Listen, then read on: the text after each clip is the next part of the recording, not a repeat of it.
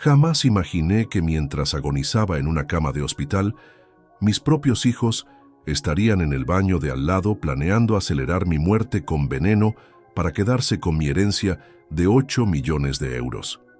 Antes de continuar, suscríbete al canal, activa la campanita porque todos los días tenemos nuevas historias. Deja tu like y cuéntanos en los comentarios desde qué ciudad nos estás viendo. Me llamo Aurelio Vázquez Moreno, tengo 67 años y hasta el 15 de marzo del 2024 creía que había criado a 2 hijos que me amaban. Esa noche de domingo, todo cambió para siempre. Estaba cenando tranquilamente en mi casa de la calle Serrano, disfrutando de la tortilla española que había preparado como cada domingo. Era una tradición que mantenía desde que falleció mi querida Rosa hace 5 años. Siempre cocinaba para recordarla, porque ella decía que mis tortillas eran mejores que las suyas, aunque yo sabía que mentía por cariño. De repente, sentí como si un elefante se hubiera sentado sobre mi pecho.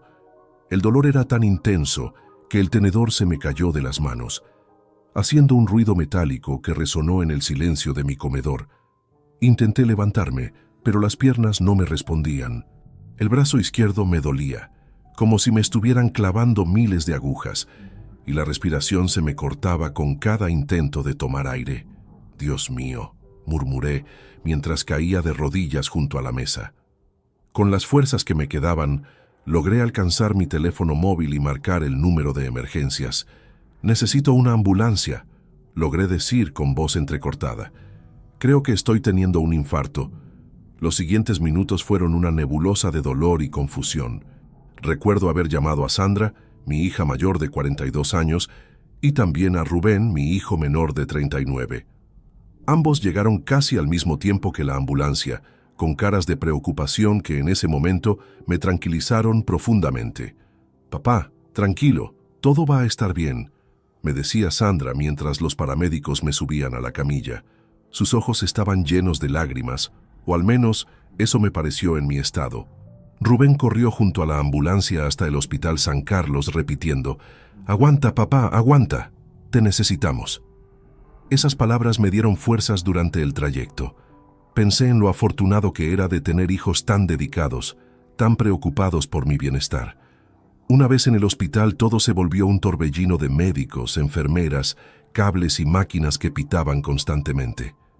El doctor Iván Castillo, mi cardiólogo de confianza desde hace 10 años, apareció rápidamente y tomó control de la situación. «Aurelio, has tenido un infarto del miocardio», me explicó con esa seriedad profesional que siempre mantenía. «Pero llegaste a tiempo. Vamos a estabilizarte y te quedarás en observación unos días».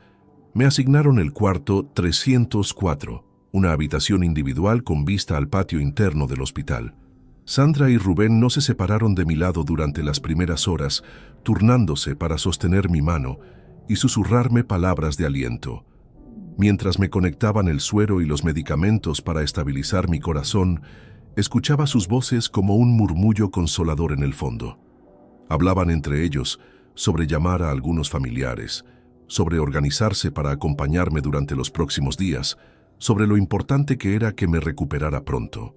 «Haremos todo lo necesario para que papá esté bien», escuché decir a Sandra. «Sí, todo lo que haga falta», confirmó Rubén. En ese momento, con el corazón todavía palpitando irregularmente y conectado a esas máquinas que monitoreaban cada latido, me sentí profundamente agradecido. A pesar del susto, a pesar del dolor, tenía a mis hijos conmigo. Pensé en Rosa y en cómo estaría orgullosa de ver cómo nuestros hijos habían crecido para convertirse en personas tan cariñosas y responsables. Los sedantes comenzaron a hacer efecto, y mi vista se volvía cada vez más borrosa. Las voces de Sandra y Rubén se desvanecían lentamente mientras yo me sumergía en un estado entre el sueño y la vigilia. Fue entonces cuando escuché algo que cambiaría mi vida para siempre. Al principio pensé que eran alucinaciones causadas por los medicamentos, pero sus voces se volvieron más claras, más cercanas.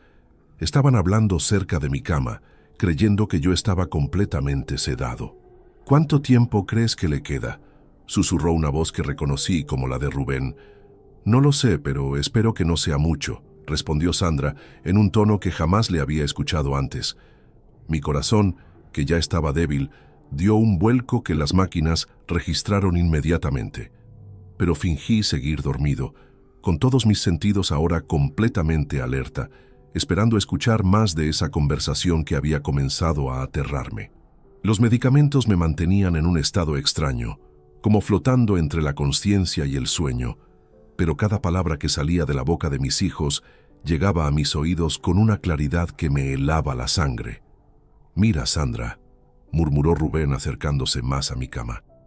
«Las máquinas muestran que está estable, pero a esta edad cualquier cosa puede pasar».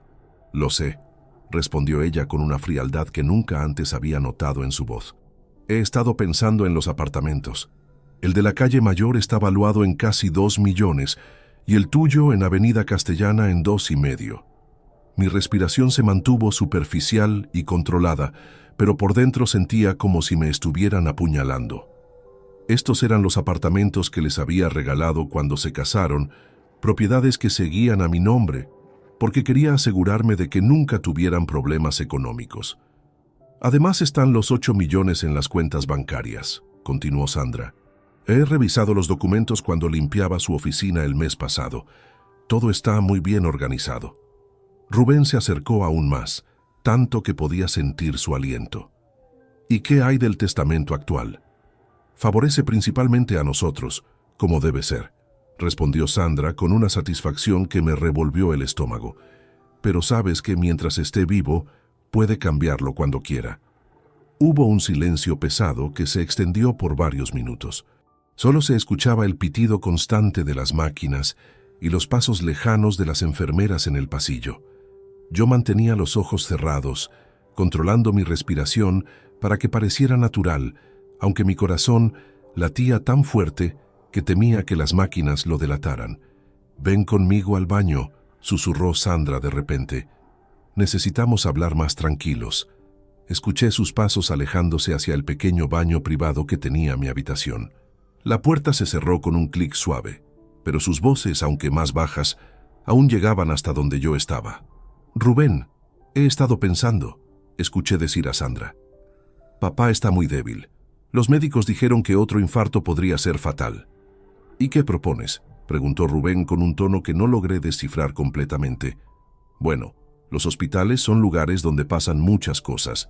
Los pacientes de su edad, con problemas cardíacos, a veces no se recuperan como esperamos». El silencio que siguió fue ensordecedor. Mi mente se negaba a procesar lo que estaba escuchando. Estos eran mis hijos, los bebés que había cargado en brazos, a quienes había enseñado a caminar, a quienes había pagado los mejores colegios y universidades. «Sandra, ¿estás sugiriendo lo que creo que estás sugiriendo?», susurró Rubén. «Solo digo que si su condición empeorara naturalmente, sería una bendición para él. No tendría que sufrir más, y nosotros podríamos honrar su memoria de la mejor manera», respondió ella con una voz tan dulce que contrastaba horriblemente con sus palabras. «Pero, ¿cómo? Los médicos, las enfermeras, hay cámaras en todos lados. Mañana traeré algunas cosas naturales, hierbas que pueden ser problemáticas para alguien con su condición cardíaca. Nadie sospecharía nada. Sería como si su corazón simplemente no pudiera más». Mi cuerpo entero se tensó. Tuve que hacer un esfuerzo sobrehumano para no abrir los ojos y gritarles que los había escuchado todo. Estos monstruos, porque eso es lo que eran, estaban planeando asesinarme por dinero. «¿Estás segura de que funcionará?», preguntó Rubén, y su pregunta me confirmó que ambos estaban de acuerdo con este plan diabólico. «Completamente. Tengo una amiga farmacéutica que me explicó sobre ciertas sustancias que pueden provocar arritmias fatales. Mezcladas con el suero serían indetectables en una autopsia de rutina. Parecería muerte natural». «¿Y cuándo?». «Mañana por la noche, durante el cambio de turno. Las enfermeras están siempre ocupadas entre las 8 y las 9. Tendríamos tiempo suficiente». Rubén suspiró profundamente. «Si lo hacemos tiene que ser perfecto. No podemos arriesgarnos a que algo salga mal». «No saldrá mal», aseguró Sandra con una confianza que me aterrorizó. He estado planeando esto desde que comenzó a hablar de revisar el testamento el año pasado. No podemos permitir que done todo a esas estúpidas organizaciones benéficas como amenazó hacer después de la muerte de mamá. Regresaron a la habitación y se acercaron nuevamente a mi cama. Sandra me tocó la frente con una ternura fingida que me dio náuseas. «Pobrecito papá», murmuró. «Esperemos que no sufra mucho». «Sí», agregó Rubén, «que descanse en paz pronto». Se quedaron unos minutos más, hablando sobre horarios de visita y quién se quedaría conmigo durante la noche. Todo sonaba tan normal, tan lleno de amor filial, que cualquier persona que los escuchara pensaría que eran los hijos más devotos del mundo. Cuando finalmente se fueron, prometiendo regresar temprano en la mañana, me quedé solo con mis pensamientos y el sonido constante de las máquinas que monitoreaban mi corazón traicionado. Las lágrimas corrían silenciosamente por mis mejillas mientras procesaba la magnitud de lo que había descubierto. Mis propios hijos, la sangre de mi sangre, estaban dispuestos a matarme por dinero.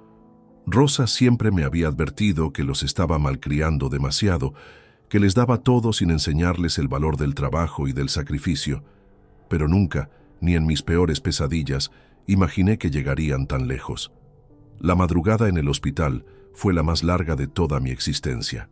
Cada segundo se arrastraba como una eternidad, mientras mi mente luchaba por aceptar la realidad que había descubierto. El pitido constante de los monitores cardíacos se había convertido en una banda sonora siniestra que acompañaba mis pensamientos más oscuros. Miré el reloj digital en la pared, las 3:47 de la madrugada del 16 de marzo. Las enfermeras pasaban cada hora para revisar mis signos vitales, pero entre esas visitas me encontraba completamente solo, con la verdad más devastadora que jamás había enfrentado. Rosa, mi amada esposa, siempre tuvo una intuición especial para leer a las personas. Recordé vívidamente una conversación que tuvimos 3 años antes de su muerte, cuando Sandra llegó a casa pidiendo dinero para invertir en un negocio. Rosa me había llevado aparte y me susurró: «Aurelio, esa niña tiene ojos de codicia, ten cuidado». Yo había defendido a nuestra hija, argumentando que solo necesitaba apoyo para emprender. Le transferí 50.000 euros esa misma semana. El negocio fracasó misteriosamente en 2 meses y Sandra nunca mencionó devolver el dinero. Después fue Rubén, siempre con excusas elaboradas sobre oportunidades únicas que requerían pequeños préstamos de su padre. Durante los últimos 5 años, había calculado mentalmente, les había dado a cada uno más de 200.000 euros en ayudas diversas, sin contar los apartamentos que seguían siendo de mi propiedad, pero donde vivían gratuitamente. Las lágrimas volvieron a rodar por mis mejillas cuando recordé la última conversación seria que tuve con Rosa antes de que el cáncer se la llevara. Estaba en su cama del hospital, luciendo frágil pero con esa mirada penetrante que siempre tuvo. «Aurelio», me había dicho tomando mi mano con sus dedos ya débiles, «prométeme que tendrás cuidado con Sandra y Rubén cuando yo no esté. Los amo profundamente, pero han crecido esperando que todo les sea dado sin esfuerzo. Eso puede convertir a las personas en algo que no queremos que sean». Le había prometido que tendría cuidado, pero después de su muerte, la soledad y el dolor me hicieron buscar la compañía constante de mis hijos. Les daba todo lo que pedían, creyendo que eso me garantizaría su amor y su presencia. Qué ingenuo había sido. Ahora, conectado a estas máquinas, comprendía que mi generosidad excesiva no había comprado amor filial, sino dependencia tóxica y ambición desmedida. Para Sandra y Rubén, yo no era su padre querido. Era un obstáculo entre ellos y una fortuna que consideraban suya por derecho. El dolor físico del infarto palidecía comparado con esta agonía emocional. Sentía como si me hubieran arrancado el corazón no con un bisturí, sino con las manos desnudas. Pero mientras las horas pasaban lentamente, algo comenzó a cambiar dentro de mí. El shock inicial y la tristeza empezaron a transformarse en algo más frío, más calculador. Rosa siempre decía que yo tenía una mente analítica excepcional para los negocios, y ahora esa misma capacidad estratégica comenzaba a activarse. Si Sandra y Rubén creían que podrían asesinarme y heredar mi fortuna, estaban gravemente equivocados. Yo no había construido un patrimonio de 8 millones de euros siendo pasivo o ingenuo en los negocios. Había sobrevivido a crisis económicas, competidores despiadados y socios traicioneros. Mis propios hijos no serían diferentes. Recordé dónde guardaba mi teléfono móvil, en el cajón del mueble junto a la cama, escondido bajo algunas revistas que había traído de casa. Las enfermeras me habían dicho que podía usarlo, pero que mantuviera el volumen bajo para no molestar a otros pacientes. Con mucho cuidado, revisé que no hubiera nadie en el pasillo y saqué el dispositivo. Mis manos temblaban ligeramente, no solo por los efectos de los medicamentos, sino por la adrenalina que corría por mis venas. Necesitaba evidencias. Sin pruebas de lo que había escuchado, cualquier acusación que hiciera sonaría como delirios de un anciano enfermo. Pero si lograba grabar una conversación similar, tendría algo concreto con qué trabajar. Abrí la aplicación de grabación de voz que Rubén mismo me había enseñado a usar el año anterior, cuando quería grabar algunas ideas de negocio. La ironía era amarga. Mi propio hijo me había dado la herramienta que podría destruir sus planes. Configuré el teléfono para que comenzara a grabar con solo tocar la pantalla y lo coloqué estratégicamente bajo las revistas, con el micrófono orientado hacia donde se habían parado Sandra y Rubén durante su conversación anterior. Después practiqué mi actuación. Tenía que parecer completamente inconsciente, sedado por los medicamentos, mientras permanecía alerta para captar cualquier detalle de sus futuras conversaciones. Era una actuación que podría salvarme la vida. También comencé a planificar mis siguientes movimientos. Marta Jiménez, mi abogada de confianza desde hace 15 años, tenía que ser contactada inmediatamente. Ella conocía todos los detalles de mi patrimonio y había redactado mi testamento actual. Si alguien podía ayudarme a protegerme legalmente, era ella. Pensé en los apartamentos. El de Sandra en Calle Mayor, un ático de 180 metros cuadrados en una de las zonas más exclusivas de Madrid, y el de Rubén en Avenida Castellana, un dúplex de 220 metros cuadrados con vistas al parque. Ambas propiedades estaban completamente a mi nombre, con contratos de comodato que podía cancelar en cualquier momento. Las transferencias mensuales también, 3.000 euros a cada uno, depositados religiosamente el día 15 de cada mes en sus cuentas personales. Dinero que utilizaban para mantener un nivel de vida que sus trabajos de medio tiempo nunca podrían sostener. Todo eso podía terminarse con unas pocas llamadas telefónicas y algunos documentos firmados. Pero primero necesitaba más información. Tenía que entender completamente el alcance de su plan, quiénes más podrían estar involucrados y, sobre todo, conseguir pruebas irrefutables de sus intenciones homicidas. El amanecer comenzó a filtrarse por la ventana de mi habitación. Pronto Sandra y Rubén regresarían, probablemente con caras de preocupación fingida y palabras dulces que ahora sabía que eran completamente falsas. Pero esta vez yo estaría preparado. Esta vez el cazador se había convertido en la presa y mis queridos hijos no tenían idea de que su víctima los estaba observando con los ojos bien abiertos.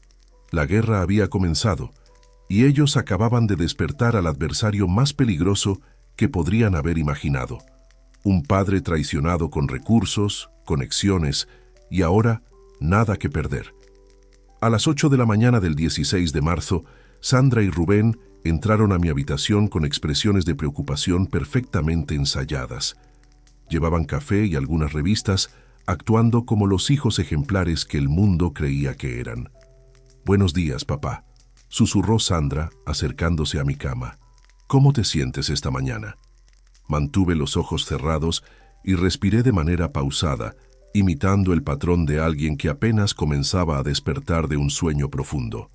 Mi mano izquierda descansaba naturalmente sobre las revistas que ocultaban mi teléfono, listo para activar la grabación en cuanto fuera necesario. «Está muy tranquilo», murmuró Rubén. «Los medicamentos realmente lo tienen sedado». «Mejor así», respondió Sandra con esa frialdad que ahora reconocía perfectamente.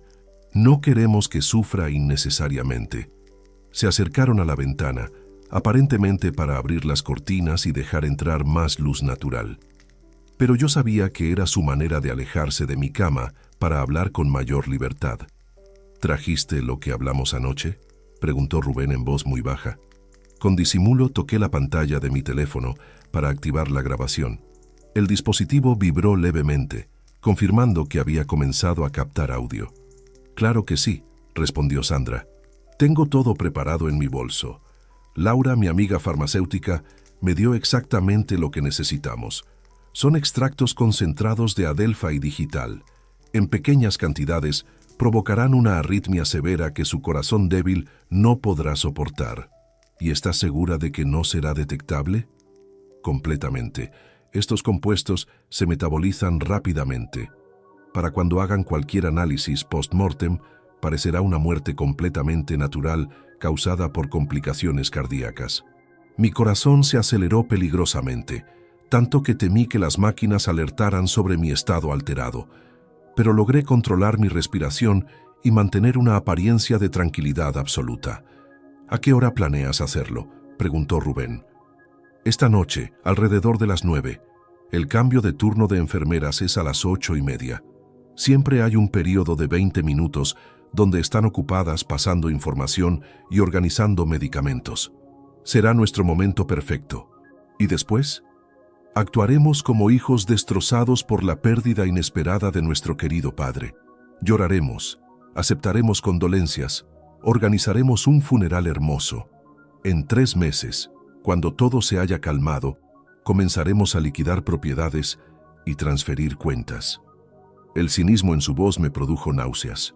Esta persona que hablaba con tanta frialdad sobre mi asesinato era la misma niña a la que había llevado en brazos cuando tenía pesadillas, la misma que me pedía que le leyera cuentos antes de dormir. «¿Has pensado en cómo dividiremos todo?», preguntó Rubén. 50-50, como siempre hemos acordado. 4 millones para cada uno, más el valor de los apartamentos cuando los vendamos. Pero tendremos que ser inteligentes con los impuestos de herencia. ¿Y si alguien sospecha algo? ¿Quién va a sospechar? Papá tiene 67 años, acaba de sufrir un infarto severo y está en un hospital rodeado de profesionales médicos. Será la muerte más natural del mundo».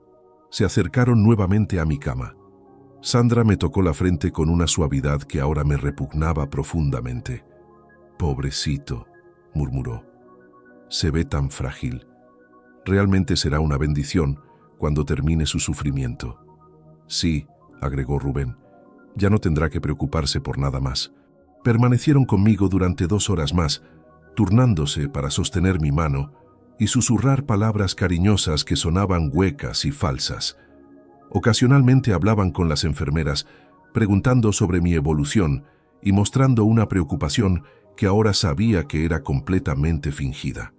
A las 10:30, Sandra anunció que tenía que salir para resolver algunos asuntos personales. Rubén se ofreció a quedarse hasta el mediodía, cuando regresaría ella. Una vez que Sandra se fue, Rubén se relajó visiblemente. Sacó su teléfono y comenzó a hacer llamadas que no esperaba que yo pudiera escuchar.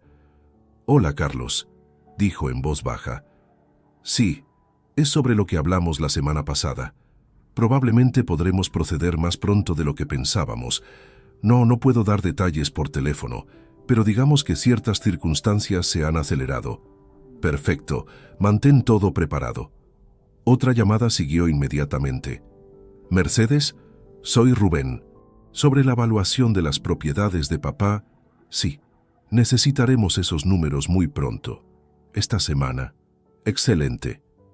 Cada llamada era una puñalada más en mi corazón.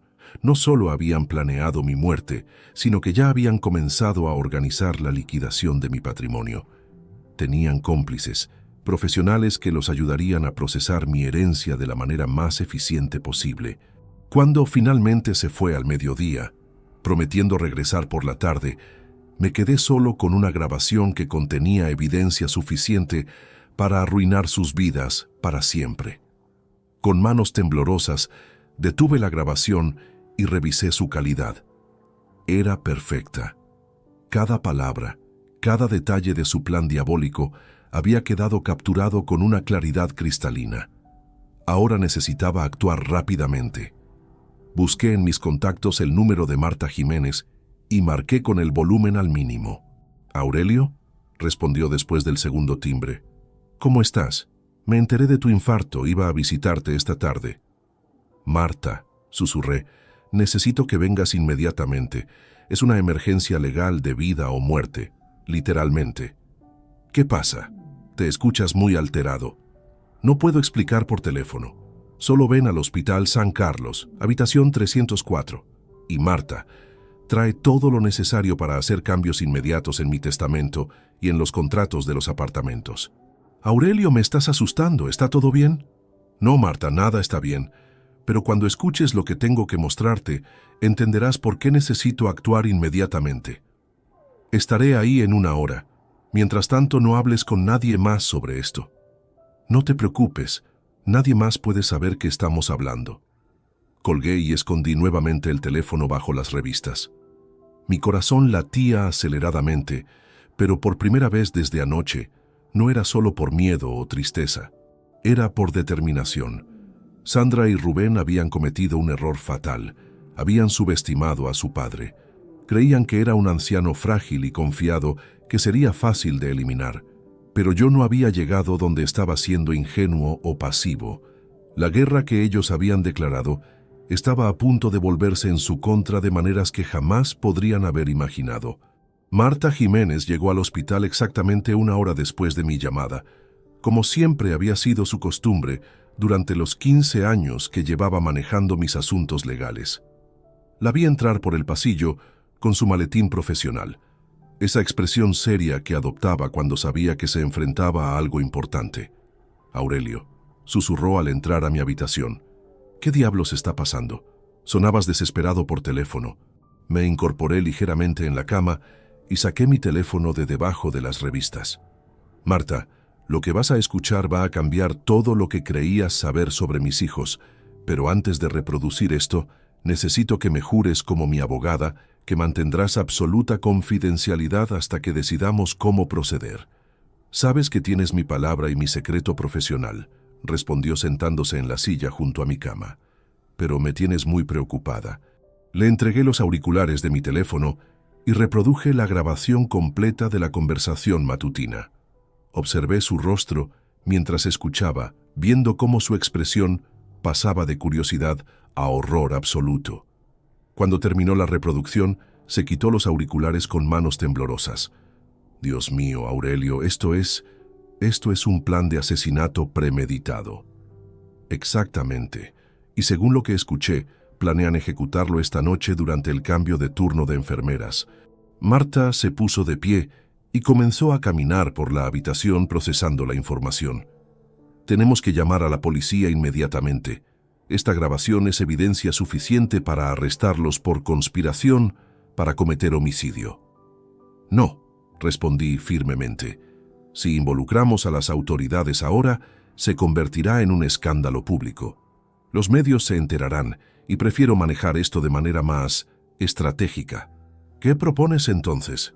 «Primero, necesito salir de este hospital antes de las 9 de la noche. ¿Es posible organizar una transferencia médica urgente?» Marta abrió su maletín y sacó su tablet. «Conozco al doctor Castillo de otros casos. Si él autoriza una transferencia por complicaciones médicas, podríamos llevarte a la Clínica La Paz esta misma tarde». «Perfecto.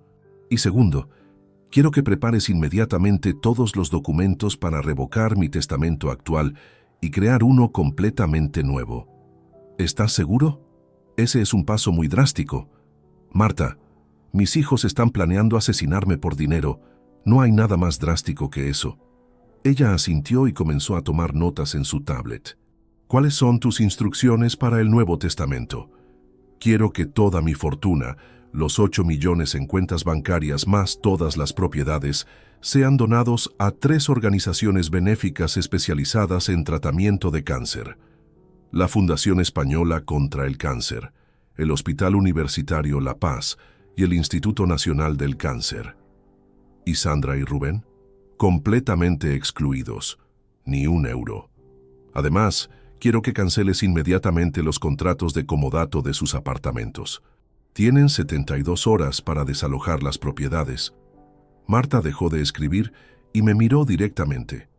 Aurelio, entiendo tu dolor y tu ira, pero ¿estás seguro de que quieres tomar decisiones tan permanentes mientras estás emocionalmente alterado? Marta, ¿tú tienes hijos? Sí, 2.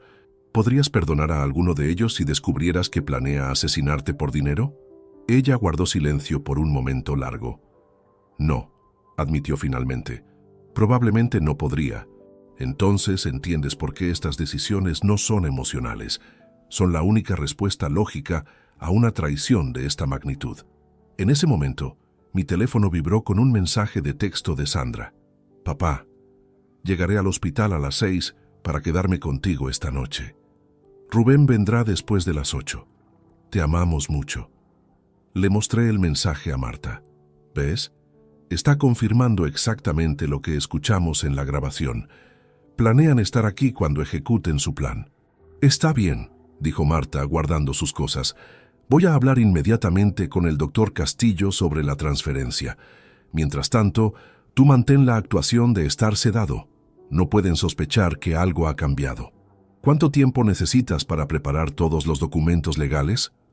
Con la urgencia de la situación, puedo tener todo listo para mañana en la mañana, pero necesitaré testigos para las firmas. El doctor Castillo puede ser uno. ¿Puedes conseguir otro? Mi asociada, Carmen Ruiz, puede venir. Ella también es notaria registrada. Marta se dirigió hacia la puerta, pero se detuvo antes de salir. Aurelio, una cosa más. ¿Quieres que grabemos también la conversación de esta noche cuando vengan a visitarte? No será necesario. Para cuando se den cuenta de lo que ha pasado, ya será demasiado tarde para hacer cualquier cosa. Después de que Marta se fue, me quedé reflexionando sobre los pasos que estaba tomando. Parte de mí todavía no podía creer que hubiera llegado a este punto. Estos eran los niños que había criado, a quienes había amado incondicionalmente durante décadas. Pero recordé las palabras exactas de Sandra de esa mañana. Será una bendición cuando termine su sufrimiento. No había hablado de mi dolor físico o emocional. Se refería específicamente a la inconveniencia que representaba mi existencia para sus planes financieros. A las 3 de la tarde, el doctor Castillo entró a mi habitación con una expresión preocupada que parecía genuina. Aurelio, tu abogada me explicó que hay algunas complicaciones familiares que requieren tu transferencia inmediata a otra institución. Médicamente, estás estable para el traslado, pero ¿estás seguro de que es necesario? Doctor, es absolutamente necesario. Mi vida podría estar en peligro si permanezco aquí esta noche. Él frunció el ceño. ¿Tu vida? ¿De qué tipo de peligro estás hablando? Le mostré mi teléfono con la grabación. Doctor, esto que va a escuchar puede ser perturbador, pero necesito que entienda por qué la transferencia es urgente. Después de escuchar la grabación completa, el doctor Castillo se quedó en silencio por varios minutos. Aurelio, esto es increíble. ¿Estás completamente seguro de que son las voces de tus hijos? Absolutamente seguro. Los conozco desde que nacieron. En ese caso, organizaré la transferencia inmediatamente. Oficialmente, será por complicaciones cardiovasculares que requieren monitoreo especializado. Nadie cuestionará mi decisión médica. ¿A qué hora podemos hacerlo? A las 5 de la tarde. Eso nos dará tiempo suficiente para que estés completamente instalado en La Paz antes de que tus hijos lleguen aquí esta noche. La ironía era perfecta. Mientras Sandra y Rubén se preparaban para ejecutar su plan homicida, su víctima estaría a salvo en otro hospital, preparando la destrucción completa de sus vidas tal como ellos las conocían. El cazador se había convertido definitivamente en la presa, y ellos no tenían la menor idea de lo que se les venía encima. A las 5 de la tarde en punto, una ambulancia privada llegó al Hospital San Carlos para realizar mi transferencia. El doctor Castillo había coordinado todo perfectamente, presentando mi caso como una complicación cardiovascular que requería cuidados especializados en la unidad de cardiología avanzada de la Clínica La Paz. El paciente presenta arritmias intermitentes que necesitan monitoreo continuo con equipos más sofisticados, explicó a las enfermeras mientras preparaban mi traslado. La familia será notificada una vez que esté estabilizado en la nueva instalación. Mientras me transportaban en la camilla hacia la ambulancia, sentí una mezcla extraña de alivio y tristeza. Estaba escapando de un intento de asesinato orquestado por mis propios hijos, pero al mismo tiempo estaba abandonando definitivamente cualquier esperanza de mantener una relación familiar normal. El trayecto hacia La Paz fue silencioso. Los paramédicos monitoreaban mis signos vitales rutinariamente, sin saber que su paciente no era simplemente un anciano con problemas cardíacos, sino un hombre que acababa de descubrir la traición más profunda que podía existir. Al llegar a la nueva clínica, fui asignado a la habitación 812 en el 8º piso, una suite privada con vista panorámica de Madrid que Marta había solicitado específicamente. El ambiente era más tranquilo que el hospital anterior, con pasillos amplios y un personal que parecía menos apresurado. La enfermera jefe, una mujer de mediana edad llamada Patricia Morales, se encargó personalmente de mi instalación. Señor Vázquez, el doctor Castillo nos ha informado sobre su condición. Estaremos monitoreándolo las 24 horas y tiene instrucciones específicas de que solo personal autorizado puede proporcionarle información sobre su ubicación. Gracias, Patricia. Es exactamente lo que necesito en este momento. A las 6:30, Marta llegó acompañada de su asociada Carmen Ruiz, una mujer elegante de aproximadamente 40 años que llevaba un maletín notarial. ¿Cómo te sientes, Aurelio?, preguntó Marta mientras Carmen organizaba documentos sobre la mesa auxiliar de mi habitación. Físicamente bien, emocionalmente destrozado, pero mentalmente más claro que nunca, respondí incorporándome en la cama nueva. He preparado todos los documentos que solicitaste, continuó Marta. El Nuevo Testamento, la revocación del anterior, las cancelaciones de los contratos de comodato y las órdenes de suspensión de todas las transferencias bancarias automáticas. Carmen se acercó con los papeles. Señor Vázquez, antes de proceder, debo preguntarle como notaria, ¿está tomando estas decisiones bajo su propia voluntad, sin coerción de ningún tipo y con plena comprensión de las consecuencias? Completamente. De hecho, quiero que escuche algo que justifica cada una de estas decisiones. Le reproduje la grabación completa a Carmen. Su reacción fue similar a la de Marta. Incredulidad inicial, seguida de horror absoluto. En mis 20 años como notaria, jamás había presenciado algo así, murmuró Carmen. Esto justifica plenamente cualquier decisión que quiera tomar respecto a su patrimonio. Comenzamos el proceso de firmar documentos. El Nuevo Testamento era una obra maestra de precisión legal que Marta había redactado en tiempo récord. Cada cláusula estaba diseñada para ser incuestionable legalmente y para maximizar el beneficio a las organizaciones benéficas seleccionadas. La Fundación Española contra el Cáncer recibirá 3 millones, explicaba Marta mientras yo firmaba. El Hospital Universitario La Paz recibirá 3 millones para investigación oncológica y el Instituto Nacional del Cáncer recibirá 2 millones más el valor de todas las propiedades inmobiliarias. ¿Qué hay de los apartamentos de Sandra y Rubén? Esos entran en liquidación inmediata. He contactado a una agencia inmobiliaria de lujo que puede ponerlos en el mercado mañana mismo. Dado su ubicación privilegiada, deberían venderse rápidamente. Carmen terminó de autenticar las firmas y sellar los documentos. Todo está perfectamente legal y registrado. Estos documentos anulan completamente cualquier testamento anterior y establecen claramente las nuevas disposiciones. Y las notificaciones a Sandra y Rubén. He programado las llamadas para mañana a las 9 de la mañana, respondió Marta. Les informaré sobre los cambios y les daré 72 horas para desalojar los apartamentos. En ese momento mi teléfono vibró con múltiples mensajes. Eran de Sandra y Rubén, enviados desde el Hospital San Carlos. Sandra: papá, llegué al hospital y me dicen que te transfirieron. ¿A dónde? ¿Estás bien? Rubén: papá, nadie nos dice dónde estás. Estamos muy preocupados. Por favor, responde. Sandra: he llamado a todos los hospitales de Madrid. Dime dónde estás para ir a verte. Le mostré los mensajes a Marta y Carmen. ¿Ven? Están desesperados porque no pueden ejecutar su plan si no saben dónde estoy. ¿Vas a responderles?, preguntó Marta. No hasta mañana, después de que reciban las notificaciones legales. Quiero que pasen esta noche preguntándose qué salió mal con su plan perfecto. Carmen guardó todos los documentos originales en su maletín. Señor Vázquez, estos documentos serán registrados en el colegio notarial mañana temprano. A partir de ese momento, serán completamente irrevocables sin su consentimiento directo. Perfecto. ¿Hay algo más que necesitemos hacer esta noche? Solo una cosa, dijo Marta. He coordinado con el banco para suspender todas las transferencias automáticas a partir de mañana. También he notificado a la administración de los apartamentos que los contratos de comodato han sido cancelados.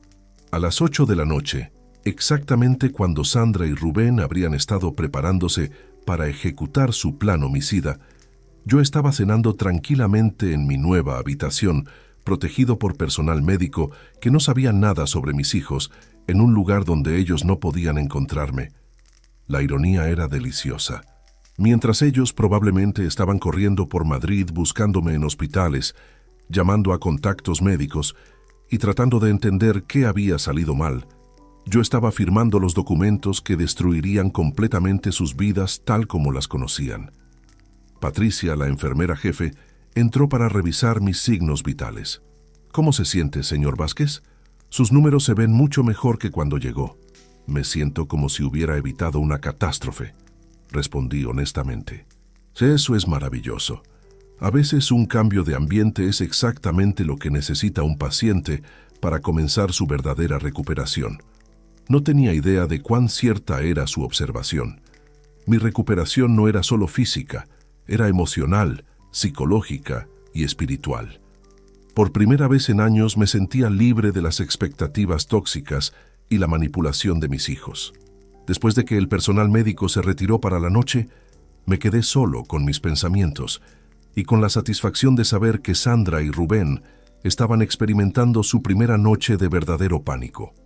Mañana sería el día de las revelaciones, cuando descubrirían que el padre que habían planeado asesinar no solo había sobrevivido, sino que había contraatacado de manera más devastadora de lo que jamás podrían haber imaginado. La guerra había comenzado oficialmente, y yo acababa de ganar la primera batalla sin que ellos siquiera supieran que estábamos luchando. La madrugada del 19 de marzo transcurrió con una tranquilidad que no había experimentado en días. Desperté naturalmente a las 6 de la mañana, sin el sobresalto constante que había caracterizado mis últimas noches. El personal de la Clínica La Paz era discreto y profesional, permitiéndome descansar sin interrupciones innecesarias. Doctor, Castillo llegó temprano para realizar su ronda médica habitual. Revisó mis constantes vitales y se mostró satisfecho con mi evolución. Aurelio, tus parámetros cardíacos han mejorado considerablemente desde la transferencia, observó mientras examinaba los monitores. ¿Cómo te sientes anímicamente? Sorprendentemente bien, doctor. Creo que alejarme del ambiente anterior me ha beneficiado más de lo que esperaba. Excelente. El estrés emocional puede ser tan perjudicial para la recuperación cardíaca como cualquier factor físico. No tenía idea de cuán acertado era su comentario. El estrés de saber que mis propios hijos planeaban asesinarme había sido reemplazado por la satisfacción de saber que tenía control total sobre la situación. A las 8 de la mañana, Marta llegó acompañada de Carmen y un tercer hombre que no reconocí inmediatamente. Aurelio, te presento a Eduardo Santamaría, del Registro Notarial de Madrid, dijo Carmen. Viene a supervisar personalmente el registro de todos los documentos que firmamos anoche. Eduardo, un hombre distinguido de aproximadamente 50 años, se acercó con una carpeta oficial. Señor Vázquez, es un honor conocerlo. He revisado toda la documentación preparada por su abogada y quiero confirmar una vez más que comprende completamente las implicaciones de estos cambios patrimoniales. Completamente, señor Santamaría. He tomado estas decisiones con plena conciencia de sus consecuencias. Perfecto. Procederemos entonces con el registro oficial. Durante la siguiente hora, Eduardo fue registrando meticulosamente cada documento en el sistema notarial. El Nuevo Testamento, la revocación del anterior, las cancelaciones de contratos y todas las órdenes bancarias quedaron oficialmente establecidas e irrevocables. «Señor Vázquez», explicó Eduardo mientras sellaba los últimos papeles, «a partir de este momento estos documentos tienen fuerza legal completa. Cualquier intento de impugnarlos requerirá pruebas de incompetencia mental o coerción, lo cual será imposible de demostrar dado las circunstancias documentadas». Marta abrió su tablet y me mostró una serie de confirmaciones que había recibido durante la mañana. Las instituciones bancarias han confirmado la suspensión de todas las transferencias automáticas efectiva inmediatamente. Los apartamentos han sido oficialmente retirados del régimen de comodato y están siendo preparados para venta inmediata. ¿Qué hay de las agencias inmobiliarias? He contactado a Inmobiliaria Premium Madrid, especializada en propiedades de lujo.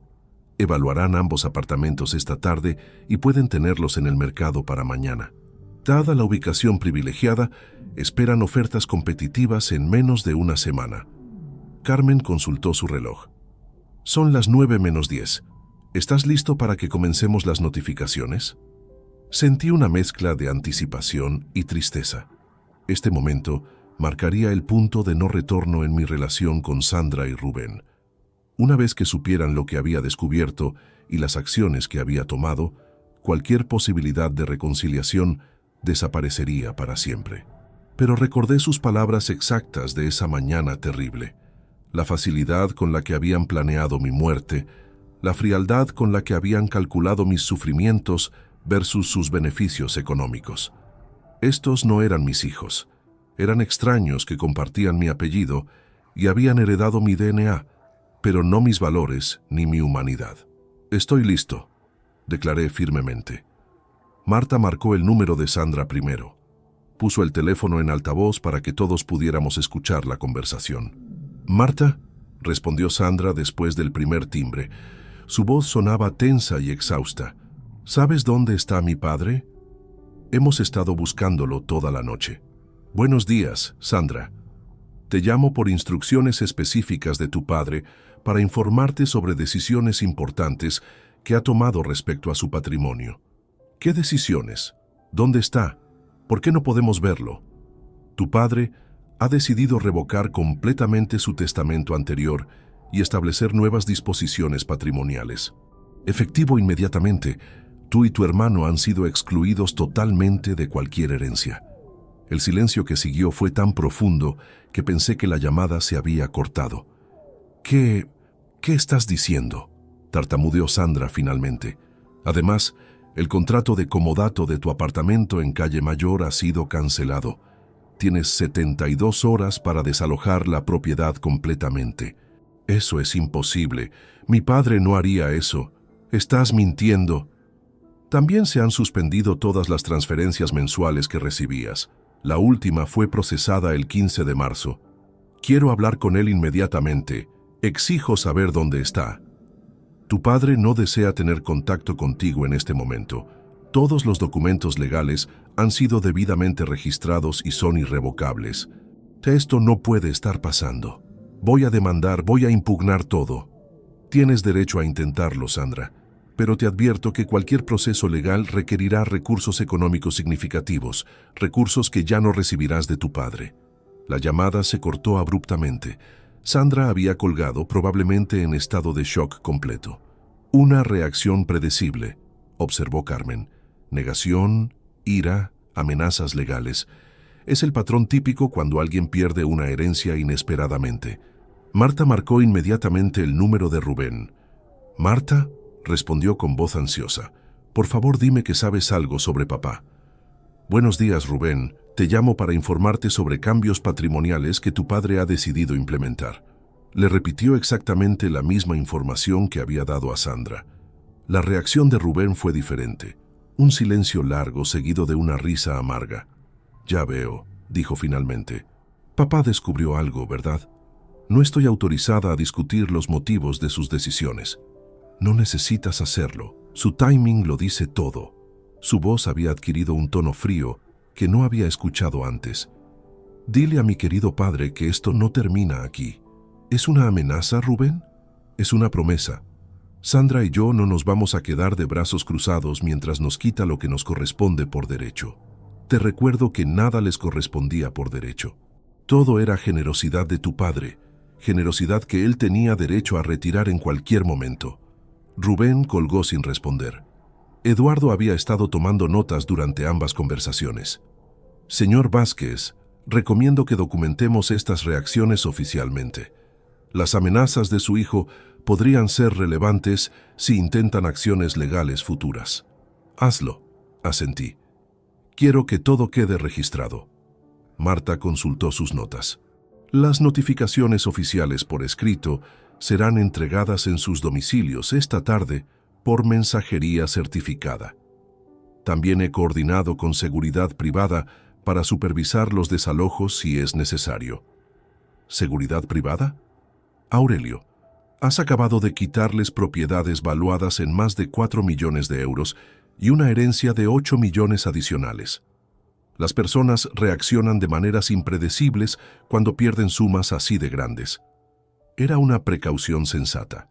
Sandra y Rubén habían demostrado que eran capaces de planificar un asesinato. No era descabellado pensar que podrían intentar otras formas de venganza. Carmen comenzó a guardar los documentos finalizados. «Señor Vázquez, ¿hay algo más que necesite hacer hoy?» «Sí», respondí después de reflexionar.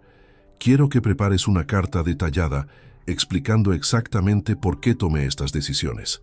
No para Sandra y Rubén, sino para el registro oficial. Si algo me pasara en el futuro, quiero que quede claro que estas decisiones fueron tomadas por razones específicas y justificadas».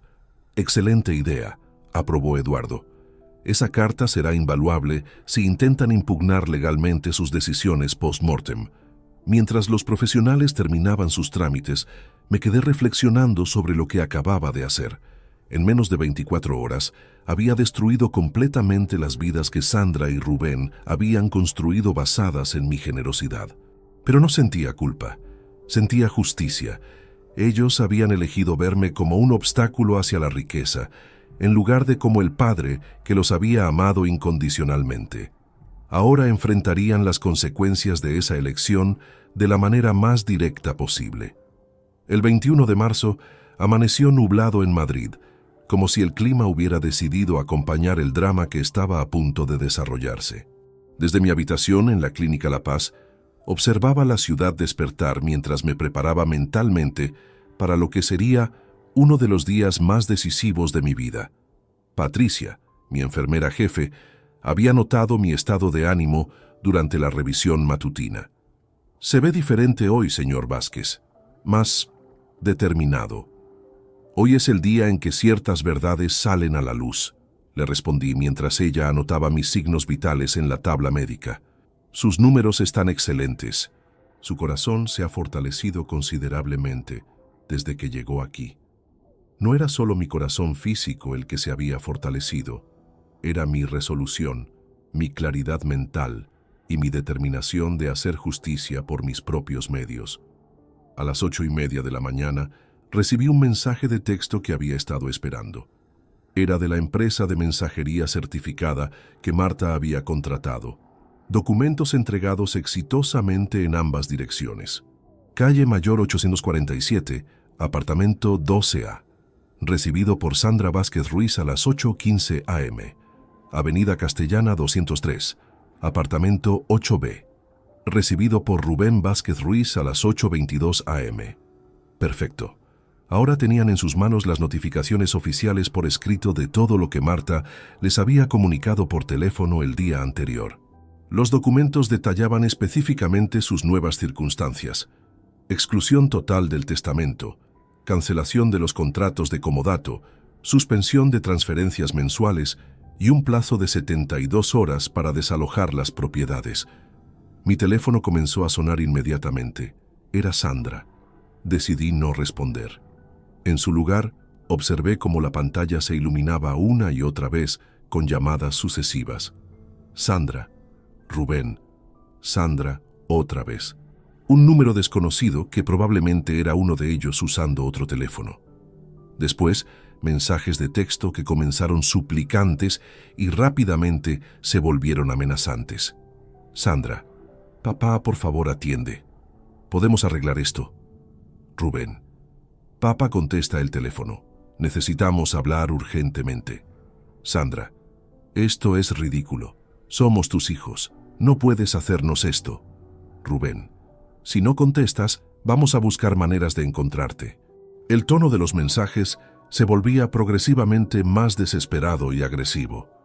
Era fascinante observar cómo sus verdaderas personalidades emergían cuando se sentían acorralados. A las 9:30, Marta llegó con una expresión que mezcla satisfacción profesional con preocupación personal.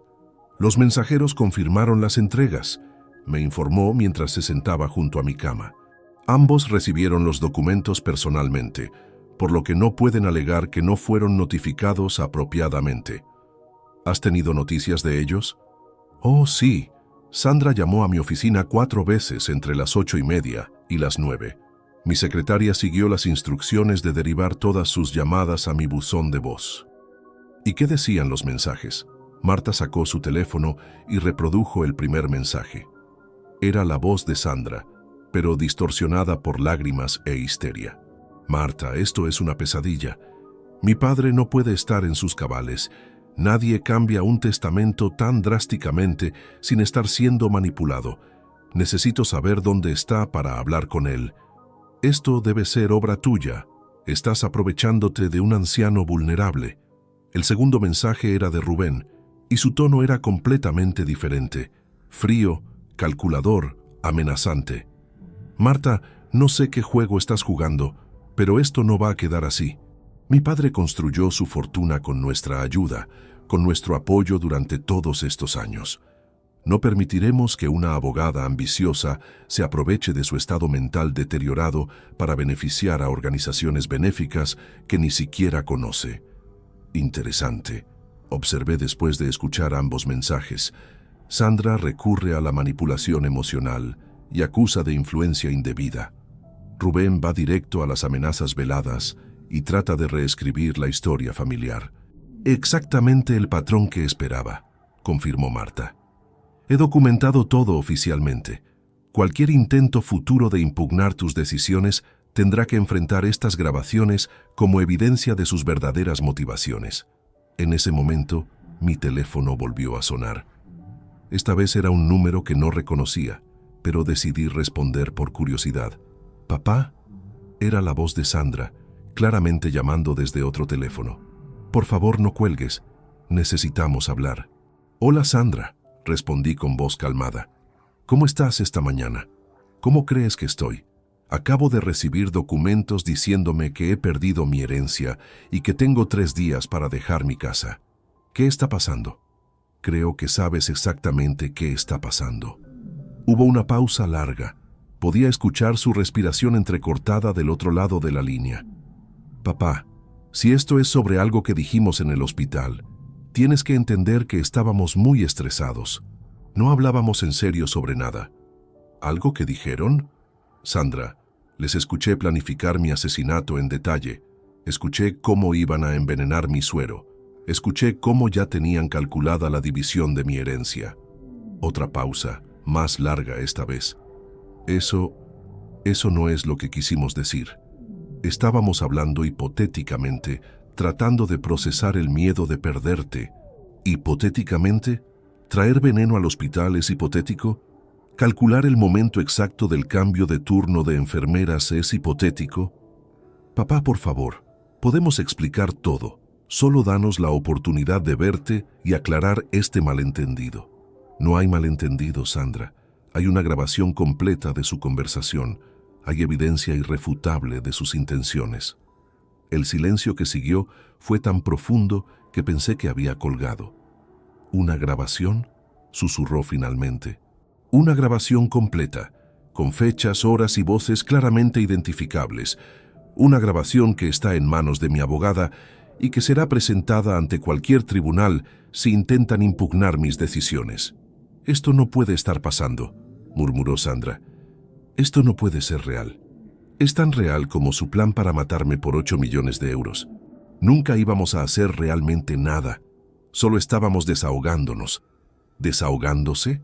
¿Conseguir venenos específicos de una farmacéutica es desahogarse? ¿Planificar el momento exacto y el método de ejecución es desahogarse? Sandra comenzó a llorar, pero ya no me conmovía. Estas lágrimas no eran de arrepentimiento genuino. Eran de pánico por haber perdido su fuente de ingresos y su herencia. Papá, somos tus hijos. Nos criaste. Nos amas. No puedes destruir nuestras vidas por una conversación estúpida que jamás habríamos llevado a cabo. Sandra, ustedes ya destruyeron cualquier relación que pudiéramos haber tenido el momento en que decidieron que mi muerte sería conveniente para sus finanzas. Por favor, papá, por favor, te lo suplicamos. Rubén está aquí conmigo. Podemos ir donde estés y arreglar esto juntos como familia. No somos una familia. Las familias no planifican asesinatos entre sus miembros. Ustedes son dos extraños que comparten mi apellido y que resultaron ser capaces de homicidio premeditado. No digas eso. Claro que somos familia. Los asesinos no son familia mía, Sandra. Colgué el teléfono e inmediatamente lo puse en modo silencio. No tenía interés en escuchar más súplicas, amenazas o intentos de manipulación. Marta había estado escuchando toda la conversación. Aurelio, esa llamada fue perfecta. Has dejado completamente claro que conoces sus intenciones y que tus decisiones son consecuencia directa de sus acciones. ¿Crees que intentarán algo desesperado? Es posible. Por eso he coordinado con seguridad privada para que vigilen tanto los apartamentos como los alrededores de esta clínica. Si intentan localizarte aquí, serán detenidos inmediatamente. El resto del día transcurrió con una sucesión constante de llamadas perdidas, mensajes de texto cada vez más frenéticos y, según me informó Marta, visitas de Sandra y Rubén a su oficina exigiendo información sobre mi paradero. Pero yo permanecí tranquilo, protegido y completamente en control de la situación. Por primera vez en años, mis hijos no podían manipularme, no podían chantajearme emocionalmente y no podían hacerme daño. Habían apostado todo a un plan homicida que creían perfecto y habían perdido absolutamente todo en el proceso. El 22 de marzo amaneció con una lluvia ligera que golpeaba suavemente contra la ventana de mi habitación en la Clínica La Paz. Era mi cuarto día en este refugio seguro y cada hora que pasaba consolidaba más mi sensación de haber tomado las decisiones correctas. Patricia entró como de costumbre para la revisión matinal, pero esta vez traía una expresión preocupada que no había visto antes. Señor Vázquez, necesito informarle sobre un incidente que ocurrió durante la madrugada, me dijo mientras revisaba los monitores. 2 personas se presentaron en recepción alrededor de las 2 de la mañana, afirmando ser sus hijos y exigiendo verlo inmediatamente. Mi pulso se aceleró ligeramente, lo cual fue inmediatamente detectado por las máquinas. ¿Qué pasó? Nuestro personal de seguridad siguió estrictamente las instrucciones que había dejado su abogada. No confirmaron ni negaron su presencia aquí y les explicaron que la información de pacientes es confidencial. Se fueron después de una discusión bastante acalorada. Discusión acalorada. La mujer joven se puso muy alterada, gritando que tenía derecho a ver a su padre y que demandaría al hospital por obstrucción. El hombre que la acompañaba fue más controlado, pero igualmente insistente. Sandra y Rubén habían estado recorriendo hospitales de Madrid durante la noche, probablemente sin dormir, tratando desesperadamente de localizarme. La imagen mental de su búsqueda frenética me causó una satisfacción que no esperaba sentir. ¿Hay algo de lo que deba preocuparme?, pregunté. En absoluto. Hemos reforzado las instrucciones con todo el personal. Nadie proporcionará información sobre usted sin autorización expresa de su abogada. Además, hemos alertado a seguridad para que estén especialmente atentos. Después de que Patricia se fuera, mi teléfono comenzó su rutina diaria de llamadas y mensajes que ya no me molestaba en leer completamente. Sin embargo, uno de los mensajes de Rubén captó mi atención por su tono diferente. Papá, hemos estado toda la noche buscándote. Sandra no ha parado de llorar desde ayer. Sé que crees que hicimos algo terrible, pero necesitas escuchar nuestra versión. Te juro que nunca te habríamos hecho daño realmente. Por favor, danos una oportunidad de explicar. Era interesante observar cómo había cambiado su estrategia de amenazas a súplicas, pero era demasiado tarde para manipulaciones emocionales. A las 10 de la mañana, Marta llegó con una carpeta llena de documentos y una expresión de satisfacción profesional. «Tengo noticias excelentes», anunció mientras se acomodaba en la silla junto a mi cama. «La agencia inmobiliaria ya tiene 3 ofertas serias para el apartamento de Sandra y 2 para el de Rubén. Los precios están por encima de las valuaciones iniciales». ¿Tan rápido? Las propiedades en esas ubicaciones son muy codiciadas. Además, hemos puesto precios competitivos para asegurar ventas rápidas. El apartamento de Calle Mayor podría cerrarse mañana mismo si Sandra no presenta objeciones legales válidas. ¿Puede presentar objeciones? Técnicamente podría intentarlo, pero no tiene base legal. Los apartamentos siempre estuvieron a tu nombre y los contratos de comodato fueron cancelados apropiadamente con la notificación requerida. Marta abrió su carpeta y me mostró fotografías que había tomado en ambas propiedades. Pasé por los apartamentos esta mañana con los agentes inmobiliarios. Interesante lo que encontramos. Las fotografías mostraban los apartamentos completamente vacíos. No quedaba ni un mueble, ni una decoración, nada que indicara que alguien hubiera vivido allí. «Se llevaron absolutamente todo durante la noche», continuó Marta. «Muebles, electrodomésticos, incluso las lámparas y cortinas que técnicamente eran parte de la propiedad. ¿Es eso legal?» «No completamente. Algunos de esos elementos eran fixtures permanentes que deberían haber permanecido con la propiedad. Pero honestamente, es mejor así. Facilita la venta y demuestra que han aceptado implícitamente la cancelación de los contratos». Era típico de Sandra y Rubén. Ante la adversidad, su primer instinto era tomar todo lo que pudieran llevar. No habían cambiado nada desde la infancia, cuando escondían juguetes para que nadie más pudiera usarlos. ¿Dónde crees que se han mudado? Según mis investigaciones, Sandra se está quedando en casa de su suegra en Alcalá de Henares. Rubén aparentemente está en un hotel cerca del centro, probablemente gastando los últimos ahorros que tenía. Mi teléfono vibró con otro mensaje, esta vez de un número desconocido. «Señor Vázquez, soy Mercedes Álvarez, valuadora inmobiliaria. Sus hijos me contrataron la semana pasada para evaluar sus propiedades.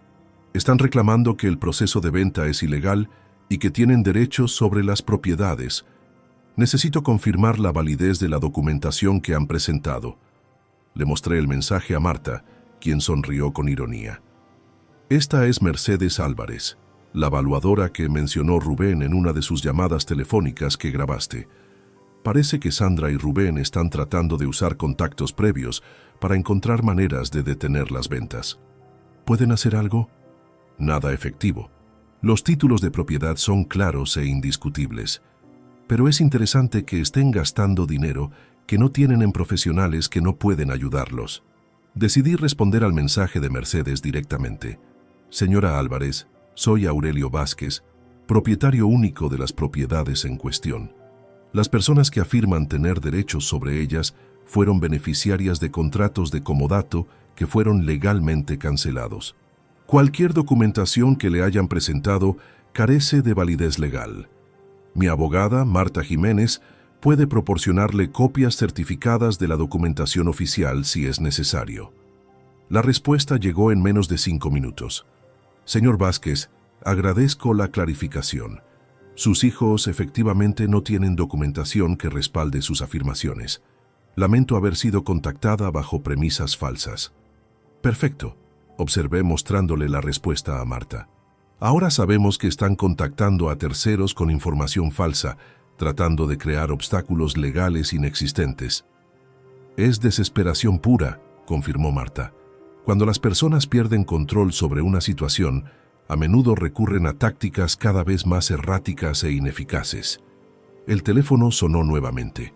Esta vez era Sandra llamando desde otro número desconocido. Decidí responder, principalmente por curiosidad sobre qué nueva estrategia habían desarrollado. «¿Sandra?» «Papá, gracias por contestar. Su voz sonaba ronca, probablemente de tanto llorar y gritar. Necesito que sepas que Rubén y yo hemos estado hablando toda la noche. Nos damos cuenta de que lo que dijimos en el hospital fue horrible e imperdonable. ¿Se dan cuenta? Sí, completamente. Estábamos asustados de perderte y dijimos cosas terribles que jamás hubiéramos hecho realmente. Pero papá, somos tus hijos. Hemos cometido errores, pero eso no significa que debas destruir nuestras vidas completamente. Sandra, planificar mi asesinato no fue un error. Fue una decisión calculada y premeditada. No era real, solo estábamos hablando. Las personas dicen cosas estúpidas cuando están asustadas. ¿Conseguir venenos específicos de una farmacéutica es solo hablar? Hubo una pausa larga. Podía escuchar voces murmuradas en el fondo. Probablemente Rubén aconsejándola sobre qué decir. Papá, sobre eso, Laura, mi amiga farmacéutica, dice que nunca me dio nada peligroso. Solo estaba siguiéndome la corriente porque pensó que estaba bromeando. Era fascinante observar cómo construían mentiras sobre sus mentiras previas, tratando de crear una versión alternativa de la realidad, donde sus intenciones homicidas se convertían en malentendidos dramáticos. Sandra, tengo grabado cada detalle de su plan. No hay manera de reinterpretarlo como broma o malentendido. Entonces usa esa grabación para entender que estábamos alterados emocionalmente. No estábamos pensando con claridad. Estaban pensando con suficiente claridad para calcular horarios de enfermeras, métodos de administración y división de herencias. Por favor, papá, solo queremos verte y disculparnos apropiadamente. Podemos reconstruir nuestra relación. No hay nada que reconstruir. Ustedes eligieron verme como un obstáculo económico en lugar de como su padre. Ahora viven con las consecuencias de esa elección. No somos monstruos, somos tus hijos que cometieron un error terrible. Los monstruos raramente se reconocen como tales, Sandra. Colgué el teléfono y me quedé reflexionando sobre la conversación. No había ni una pizca de arrepentimiento genuino en sus palabras, solo pánico por las consecuencias económicas de sus acciones. Marta había estado escuchando toda la conversación. Aurelio, esa fue otra excelente documentación de sus verdaderas motivaciones. Incluso en sus disculpas, solo se enfocan en revertir las consecuencias económicas, no en aceptar responsabilidad moral. El resto del día transcurrió con más intentos desesperados de contacto, más mentiras creativas sobre sus intenciones y más evidencia de que Sandra y Rubén eran exactamente quienes habían demostrado ser, personas capaces de homicidio cuando sus intereses económicos estaban en juego. Pero yo permanecía seguro, protegido y completamente en control de mi destino por primera vez en años. El 23 de marzo llegó con un silencio inusual. Por primera vez desde que había comenzado esta pesadilla, mi teléfono no empezó a sonar inmediatamente al amanecer. La ausencia de llamadas desesperadas era casi más inquietante que la avalancha constante de los días anteriores. Patricia entró para la revisión médica habitual, pero su expresión era diferente. Parecía aliviada y preocupada al mismo tiempo. «Buenos días, señor Vázquez. Tengo que informarle que anoche hubo otro incidente, pero esta vez más serio que el anterior». Me incorporé en la cama, prestando atención completa. «¿Qué tipo de incidente?» Alrededor de las 11 de la noche, las mismas dos personas de la madrugada anterior regresaron, pero esta vez acompañadas de un hombre mayor que afirmaba ser abogado. Intentaron presentar una orden judicial falsa, exigiendo acceso a su habitación. ¿Orden judicial falsa? Nuestro personal de seguridad tiene experiencia identificando documentación fraudulenta. El supuesto abogado no pudo proporcionar credenciales válidas cuando se las solicitaron, y la orden judicial tenía errores obvios de formato y firmas que claramente no eran auténticas. La desesperación de Sandra y Rubén había alcanzado niveles que no anticipé. Estaban recurriendo a falsificación de documentos legales, lo cual los colocaba en territorio de delitos penales serios. ¿Qué pasó después? Seguridad los escoltó fuera de las instalaciones y les advirtió que cualquier intento futuro de ingresar con documentación falsa resultaría en llamadas inmediatas a las autoridades. La mujer tuvo lo que parecía ser un ataque de pánico en el estacionamiento. ¿Un ataque de pánico? Según el reporte de seguridad, comenzó a gritar que era injusto, que usted era su padre, que tenía derechos. El hombre más joven tuvo que cargarla hasta un vehículo porque, aparentemente, no podía caminar por sí misma. Sandra había llegado al punto de colapso emocional completo. La imagen de mi hija siendo cargada por su hermano, después de intentar falsificar documentos legales, me llenó de una tristeza profunda, mezclada con confirmación de que había tomado las decisiones correctas. ¿Cree que regresarán? Es posible, pero hemos implementado medidas adicionales. Sus fotografías han sido distribuidas a todo el personal de seguridad y tenemos instrucciones de contactar inmediatamente a las autoridades si intentan ingresar nuevamente con cualquier tipo de documentación dudosa. Después de que Patricia se retiró, permanecí largo rato mirando por la ventana hacia Madrid. En algún lugar de esta ciudad, Sandra y Rubén estaban viviendo las consecuencias devastadoras de sus decisiones. Habían perdido sus hogares, sus ingresos, su herencia, y ahora estaban arriesgándose a enfrentar cargos criminales por falsificación. Pero no sentía lástima por ellos. Sentía lástima por el padre que había sido, por la ingenuidad con la que había malinterpretado su cariño aparente como amor genuino. A las 10 de la mañana, mi teléfono finalmente sonó. Era un número que reconocí como perteneciente a un hotel del centro de Madrid. «Papá», era Rubén, y su voz sonaba completamente diferente. No había trazas de la arrogancia o manipulación que había caracterizado sus comunicaciones previas. Sonaba derrotado. «Rubén, papá, Sandra está en el hospital. Tuvo una crisis nerviosa anoche después de lo que pasó en tu clínica. Está sedada y no puede hablar. Lamento escuchar eso. Lo lamentas. Tú causaste esto. Tu hermana está destrozada porque su propio padre la ha abandonado completamente. Rubén, Sandra está destrozada porque sus planes de asesinato fracasaron y perdió acceso a mi dinero. No porque me haya perdido como padre». Hubo un silencio largo. Cuando Rubén habló nuevamente, su voz había cambiado otra vez. Ahora sonaba fría, calculadora. «Está bien, papá. ¿Quieres jugar duro? Podemos jugar duro también». ¿Eso es una amenaza? Es información. He estado investigando las organizaciones benéficas que supuestamente van a recibir tu herencia. ¿Sabías que la Fundación Española contra el Cáncer tiene controversias sobre el uso de donaciones? ¿Sabías que algunos ejecutivos reciben salarios excesivos? Rubén, estás tratando de manipularme con información irrelevante. Irrelevante. Vas a donar 8 millones de euros a organizaciones que podrían estar malgastando dinero mientras tus propios hijos pierden todo lo que han conocido. Mis propios hijos planearon asesinarme. Cualquier organización benéfica, independientemente de sus imperfecciones, es moralmente superior a ustedes. Maldita sea, papá. Nunca íbamos a hacerte daño realmente. Era solo una fantasía estúpida. Una fantasía tan detallada que incluía contactos farmacéuticos específicos y timing preciso de ejecución. Está bien, sí, estábamos desesperados. Tú nos malcriaste tanto que no sabemos vivir sin tu dinero.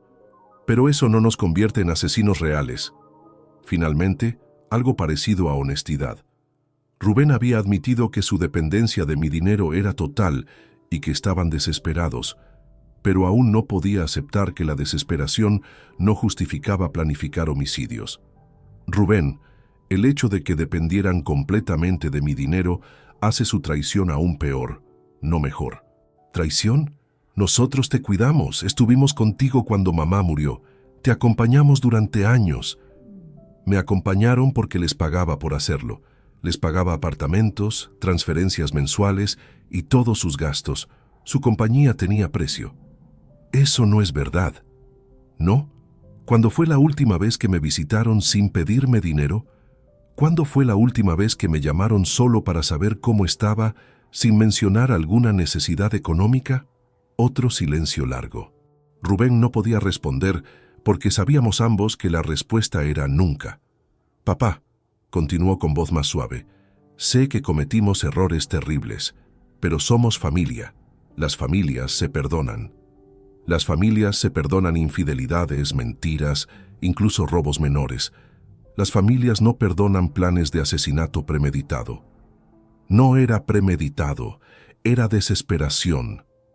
Rubén, conseguir venenos específicos de una farmacéutica es premeditación. Calcular horarios de enfermeras es premeditación. Planificar la división de herencias después de mi muerte es premeditación. Por favor, papá, Sandra está en el hospital. Yo he perdido mi apartamento. No tenemos nada. Tienen exactamente lo que se merecen. ¿Somos tus hijos? No. Son dos personas que comparten mi apellido y que resultaron ser capaces de planificar mi muerte por dinero. Los hijos que crié murieron el momento en que decidieron que mi vida tenía menos valor que mi cuenta bancaria. No digas eso. Es la verdad, Rubén. Y la verdad es que prefiero donar mi fortuna a extraños que dedican sus vidas a salvar otros, que dejársela a familiares que dedican sus vidas a planificar cómo matarme. Esto no termina aquí. Vamos a luchar. Vamos a impugnar todo. Vamos a demostrar que estás siendo manipulado. Buena suerte con eso. Necesitarán dinero para abogados, dinero que ya no tienen porque dependían completamente del mío. Encontraremos maneras. Estoy seguro de que lo intentarán. Pero recuerden que tengo grabaciones de ustedes planeando mi asesinato. Cualquier batalla legal que inicien solo resultará en que esas grabaciones se vuelvan públicas. Esas grabaciones fueron obtenidas sin nuestro consentimiento. En España, es legal grabar conversaciones cuando uno es participante o cuando hay riesgo de daño personal. Como ustedes estaban planeando matarme, califico bajo ambas categorías. Colgué el teléfono e inmediatamente lo puse en modo silencio. No tenía interés en escuchar más intentos desesperados de manipulación o más amenazas vacías de acciones legales que no podían permitirse. Marta llegó media hora después con noticias que confirmaban lo que acababa de escuchar. Aurelio, tengo información sobre Sandra. Efectivamente está internada en el Hospital Gómez Ulla por crisis nerviosa aguda. Aparentemente tuvo un colapso completo anoche. ¿Conoces los detalles? Según los reportes médicos que pude obtener, presenta síntomas de estrés postraumático severo, depresión mayor y tendencias suicidas. Está bajo observación psiquiátrica. La ironía era amarga. Sandra había planeado mi muerte y ahora estaba considerando la suya propia porque había perdido acceso a mi dinero. ¿Y Rubén? Se está quedando en el Hotel Mayorazgo, pero según mis fuentes ya debe varias noches. Probablemente será desalojado pronto si no consigue fondos. ¿Han hecho algún intento legal real de impugnar las decisiones? Consultaron con 3 bufetes de abogados diferentes, pero ninguno aceptó el caso. Sin fondos para honorarios y sin base legal sólida, es imposible encontrar representación profesional. ¿Y las falsificaciones de anoche? Eso es más serio. He contactado a las autoridades sobre el intento de usar documentación fraudulenta. Podrían enfrentar cargos criminales si la clínica decide presentar una denuncia formal. Todo estaba desarrollándose exactamente como había anticipado. Sandra y Rubén habían apostado todo a un plan que creían perfecto y ahora enfrentaban la ruina completa, económica, emocional y potencialmente legal. Pero yo permanecía tranquilo en mi habitación, recuperándome físicamente y encontrando paz mental por primera vez en años. Habían querido mi muerte. En cambio, habían conseguido la muerte de cualquier relación que hubiera existido entre nosotros, y eso me parecía una justicia perfecta. 6 meses después, en septiembre del 2024, me encontraba sentado en el jardín de la casa familiar en Segovia, observando cómo mi madre, Dolores Moreno, regaba cuidadosamente sus rosales. A los 89 años, conservaba una vitalidad que me inspiraba diariamente, y su sabiduría había sido fundamental durante mi proceso de sanación emocional.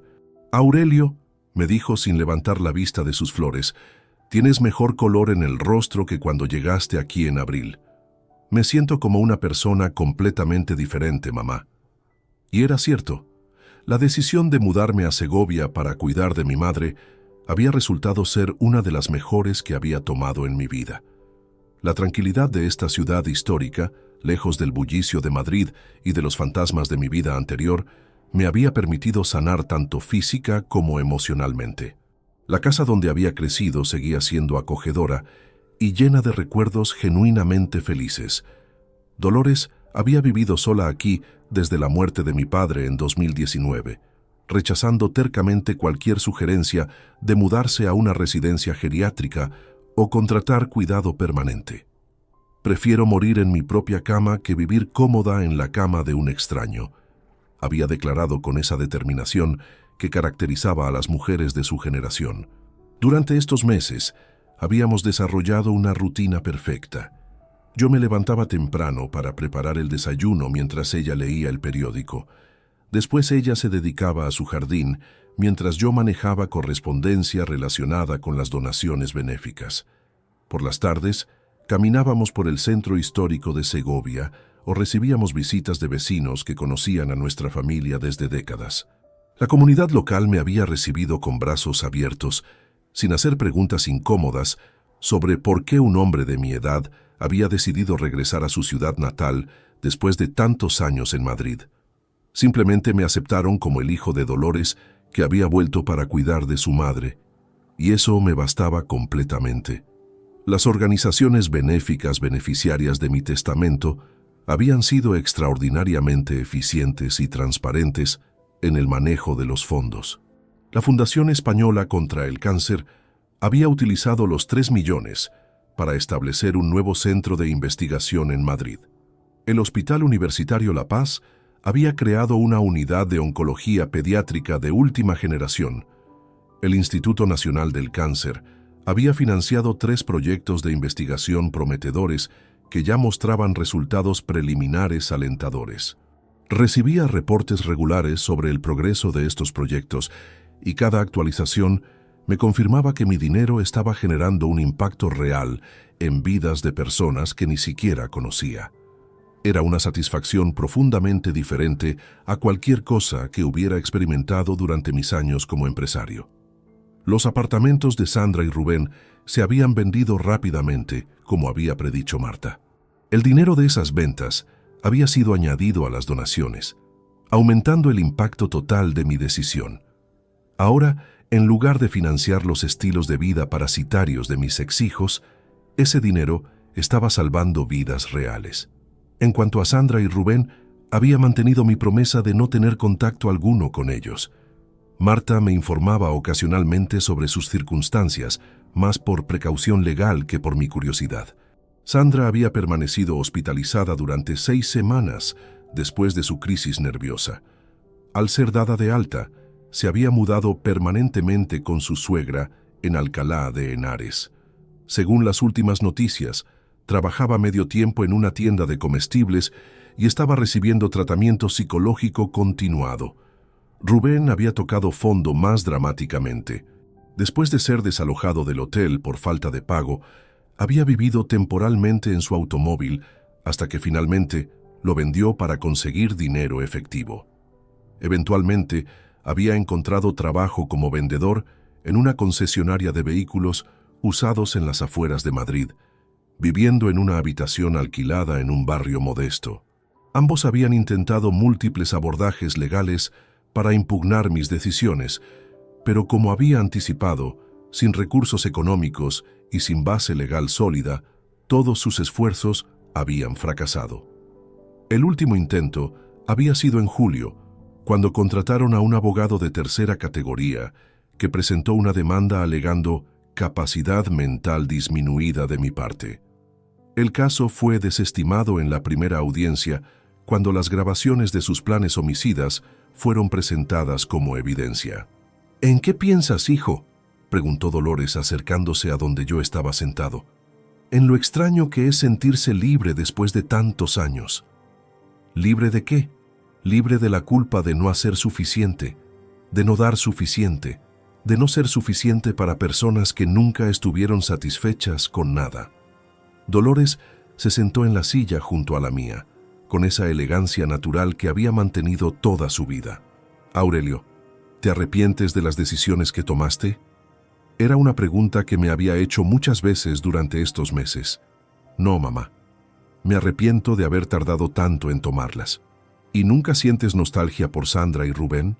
Siento nostalgia por los niños que fueron alguna vez, antes de que el dinero corrompiera su amor filial. Pero no siento nada por los adultos en que se convirtieron. Eso es saludable, hijo. El amor verdadero no incluye permitir que otros nos destruyan. Durante estos meses también había desarrollado nuevas amistades significativas. Me había unido al grupo de voluntarios del hospital local, donde mis conexiones en el sector médico resultaron valiosas para mejorar sus programas de atención a pacientes. También participaba en un club de lectura y había comenzado a tomar clases de pintura, algo que siempre había querido hacer pero nunca había tenido tiempo. Mi salud física había mejorado dramáticamente.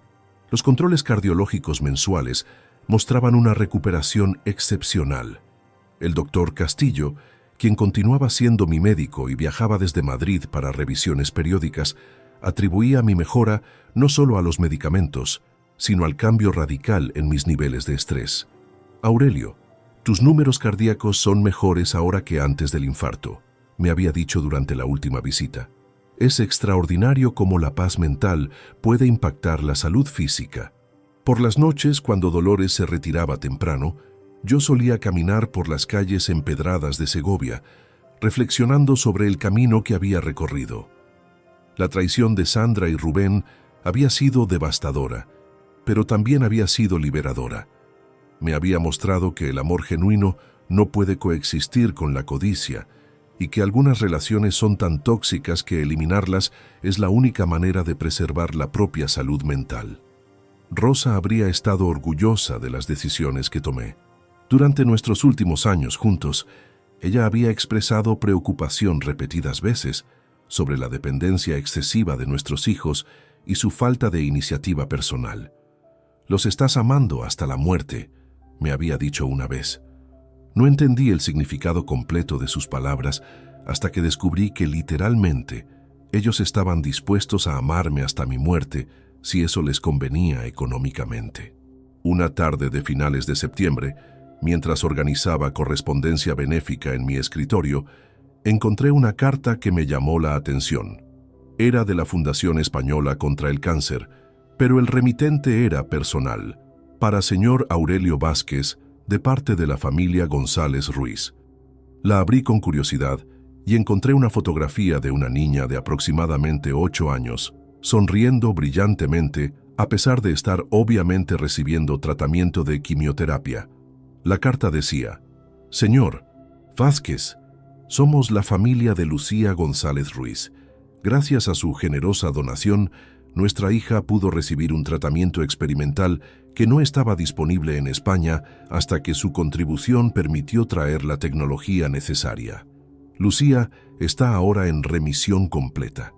Queremos que sepa que su dinero no solo salvó la vida de nuestra hija, sino que preservó nuestra familia entera. Somos extraños para usted, pero llevará nuestro amor y gratitud para siempre». Tuve que detenerme de leer por un momento, porque las lágrimas nublaron mi visión. Esta carta representaba exactamente por qué había tomado las decisiones correctas. Mi dinero había salvado la vida de Lucía, había preservado la unidad de la familia González y había creado un legado de amor genuino en lugar de codicia destructiva. Esa noche, durante la cena, le leí la carta a Dolores. Cuando terminé, ambos permanecimos en silencio por varios minutos. «Hijo», dijo finalmente, «Rosa estaría muy orgullosa del hombre en que te has convertido. Mamá, creo que finalmente entiendo lo que ella trataba de decirme sobre Sandra y Rubén.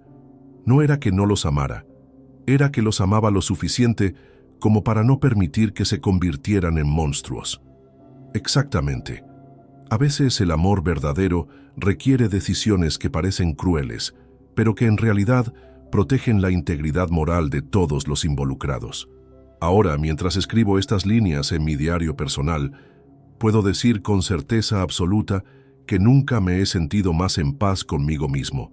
Sandra y Rubén perdieron un padre que los amaba incondicionalmente, pero ganaron la oportunidad de aprender a vivir por sus propios méritos. Yo perdí 2 personas, que creía que eran mis hijos, pero gané la libertad de ser quien realmente soy sin manipulaciones ni chantajes emocionales.